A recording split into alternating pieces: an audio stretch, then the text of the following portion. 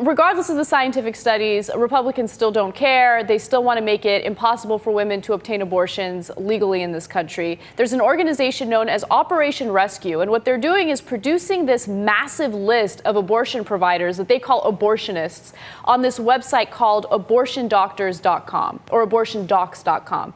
So they put very detailed information about these doctors on the website, including where they're located, how you can reach them, what kind of malpractice lawsuits did they face in the past. Everything that you can imagine is on the website. Now they're saying, no, we're not trying to incite violence or anything. We're just trying to make sure that people hold these doctors accountable for practicing something that's completely legal. Yeah, gee, I wonder what they mean by hold them accountable. Well, I don't have to guess too much because many abortion doctors have been assassinated in this country by terrorists. Yes, these Christian fundamentalist terrorists. And now other people are putting together lists in case somebody wants to hold these doctors accountable. Look, we have congressional hearings. Peter King has held 4 congressional hearings already on Muslims, and they do no such thing. Just generally Muslims in America. I don't know, they're Muslims, let's investigate them, okay? Imagine if they had made lists like this to hold people accountable. Look, these are our Christian fundamentalists. These are our Taliban, okay? And I know that it's uncomfortable, and that's why the rest of the media doesn't cover it and doesn't give it nearly as much, because then it was, but it seems like that's anti-Christian to point out how crazy these people are and how some of them are terrorists who assassinate civilians. Because that doesn't fit into their narrative. It doesn't fit into a comfortable message. The Muslims are the others. It's easy to demonize them. Mexicans coming over the border, they're the others. It's easy to demonize them. But these are Christians. We're Christians. No. Even if they kill people, even if they make lists about telling people where you could find their houses, it's okay. Shh.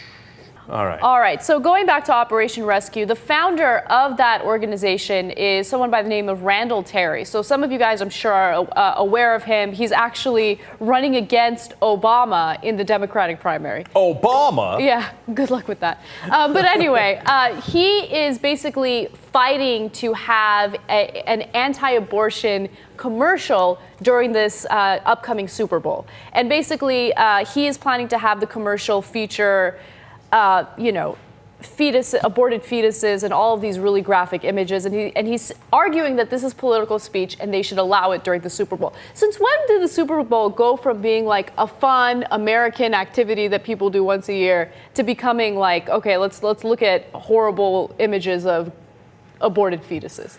Well, so the loophole that he's using, and the reason that he's in the Democratic primary, quote unquote, is that 40 days, I believe, before a primary, the station must accept political ads. And so he's saying, and before the primaries in New Hampshire, Iowa, et cetera, he ran these ads. Now, the Super Bowl is within 40 days of a lot of primaries, so he's going to run ads in those specific markets. So it's not like he's buying a national ad paying several $1 million for a Super Bowl ad that everybody's going to see. But a lot of markets are going to see it if the companies accept that he is actually within the letter of the law here.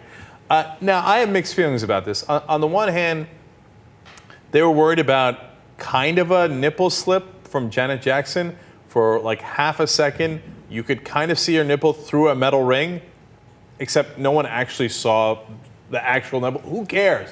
Who cares? But instead, you'll show aborted fetuses? I mean, the complaint at the time was, what about children? Children, right? Well, how about the children seeing the aborted fetuses, right?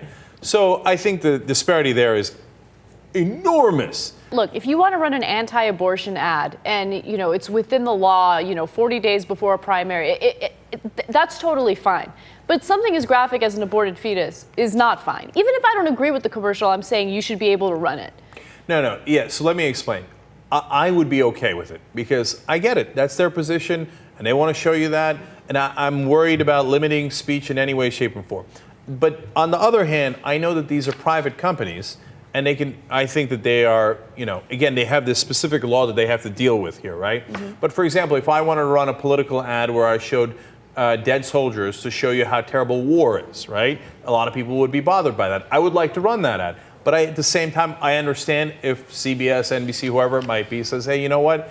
In the Super Bowl where it's a family event, It's the dead bodies is too uncomfortable. We're not going to show it. That, the fetus is too uncomfortable. We're not going to show it. I totally get that. And it's legitimate, certainly legitimate within the context of they don't even want to show half a nipple.